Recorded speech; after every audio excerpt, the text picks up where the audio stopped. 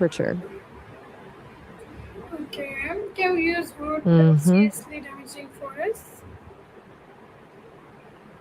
The answer is a huge yes. It's all about sustainable forestry. Instead of just clearing out entire sections of a forest, you can do selective logging, which means only taking a few trees here and there to let the rest of the canopy stay intact. And then there's reforestation, where for every tree you take, you plant several more to take its place. It's basically making sure the forest can outpace our demand. What is sustainable forestry?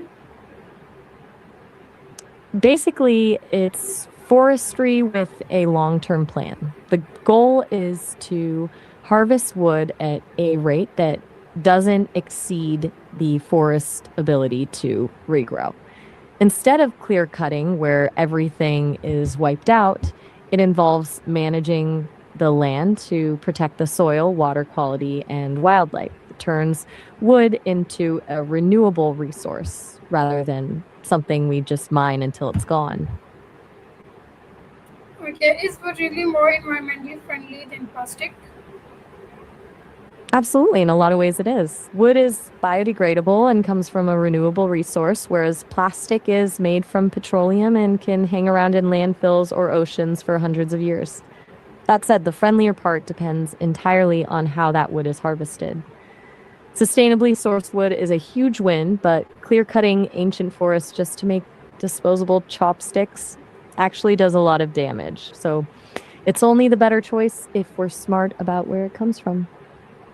Okay. What happens when wooden products are recycled or reused? Um, when wood's recycled, you're essentially giving it a second act. You've got the high road, which is reuse, like turning an old barn into a modern home or using reclaimed flooring. But then there's the breakdown phase where wood just returns to the earth. It decomposes, feeding the soil and eventually helping new trees grow. It's that perfect loop that makes it so much cleaner than plastic, as long as it hasn't been treated with nasty chemicals that make it toxic to the soil. Okay. How can ordinary people use wood more responsibly? It usually starts with a few easy swaps. Look for certifications like FSC when you're buying new. It's basically a stamp of approval that the wood was harvested responsibly. But the real pro move is buying secondhand reclaimed wood has more character anyway. And honestly, the best way to be responsible is just to make things last. Even if it means learning how to sand down and refinish an old table instead of tossing it for a cheap new one. Okay. What is the oldest wooden object humans have ever discovered? Hmm, that's a tough one to pin down because wood rots so easily. But there's this mind blowing discovery in Zambia at Colombo Falls. They found two interlocking logs that are about 476,000 years old. It completely rewrites the history books because it means early human ancestors were building with wood way before Homo sapiens even existed. Then you've got the oldest known sculpture, the Shagir idol from Russia, which is young by comparison at 11,500 years old. Okay. Why do some wooden What else is on? objects survive for hundreds or even thousands of years? It's all about the environment they're hiding in. Normally, fungus and bacteria eat wood for breakfast, but in places like peat bogs or deep underwater, there's no oxygen, which basically puts the decay process on pause. It's like the wood gets pickled. Some pieces also survive because they're in desert conditions where it's too dry for anything to grow. Basically, if you can keep out the oxygen and the moisture, wood can essentially cheat death for thousands of years. Okay. What is most usual use of wood you know about? I'm a bit lost on that one. The mask and the box, I have no idea what we're talking about. Did the The transcript trip over again? most unusual use of wood you know about. I'm not quite with you. I think we might have lost the thread. What are we talking about? Okay, just leave it. What would happen if all forests suddenly disappeared? The world would basically go into shock. First off, the weather would flip out. Without force to regulate the water cycle, rain patterns would crash and we'd see massive droughts and floods. Then the soil would literally vanish. Without root systems to hold the earth in place, the next big rain would wash topsoil into the oceans, making it nearly impossible to grow crops. Our air quality would crater too. Beyond just the oxygen dip, the stored carbon being released would act like a massive heat blanket, accelerating global warming in a way that would be almost impossible to stop. It wouldn't just be a wildlife tragedy, it would be a complete collapse of the systems we need to eat and breathe. Okay, can technology create materials that completely replace wood? Yeah, technology's actually gotten a bit wild with this. You've got carbon fiber and engineered plastics for the heavy duty stuff, but the real game changer lately is cross laminated timber. It's like a supercharged version of wood that lets us build skyscrapers out of timber instead of just relying on steel and concrete. It's basically the best of both worlds. Okay, do you think wood will remain important in the future? 100%.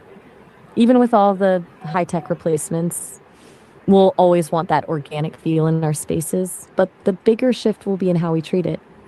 We're moving from seeing forests as just a warehouse of materials to treating them as a global life support system. Future architecture won't just use wood because it's pretty, but because it's one of the only ways we can build cities without just piling more carbon into the air. Okay, could wood become an important material for future sustainable cities? It's actually on track to be the backbone of the next green city. Instead of cities being concrete heat islands, we're looking at massive timber skyscrapers that act as permanent carbon vaults. Since wood stores CO2, every building becomes a way to pull carbon out of the atmosphere and lock it in place for decades. Then there's the human side, biophilic design, where we integrate raw wood into urban spaces because it actually lowers people's stress levels. It turns a city from something that feels like a machine into something that feels like an extension of the forest. Okay, if you could design something using wood, what would you create? Oh, that's a fun one. I'd go with some kind of giant immersive community reading room, but one that's built into a living forest. I'm imagining winding walkways of reclaimed cedar and massive hand carved oak benches that just curve into the landscape. I design it so the wood preserves the sounds of the wind through the leaves, making it feel like the forest is actually part of the conversation. It'd be the ultimate spot to just unplug and get lost in a book. Okay, if you had to describe wood using three words, what would they be? Strong and timeless. What do you think? Did I nail it, or should I try for something a bit more poetic? I don't know your choice. Okay, do you think humans respect forest enough? I think the transcript might have slipped on that one. I'm guessing you were asking if we're doing enough to protect the forests. Honestly, we've made some great strides with sustainable forestry and reforestation, but it still feels like we're racing against the clock. It's a tough balance between needing the materials and keeping the planet breathing. But I'm curious, do you feel like we're making enough progress? Maya, just leave it. Okay, what is one thing you think people should change about the way they use wood?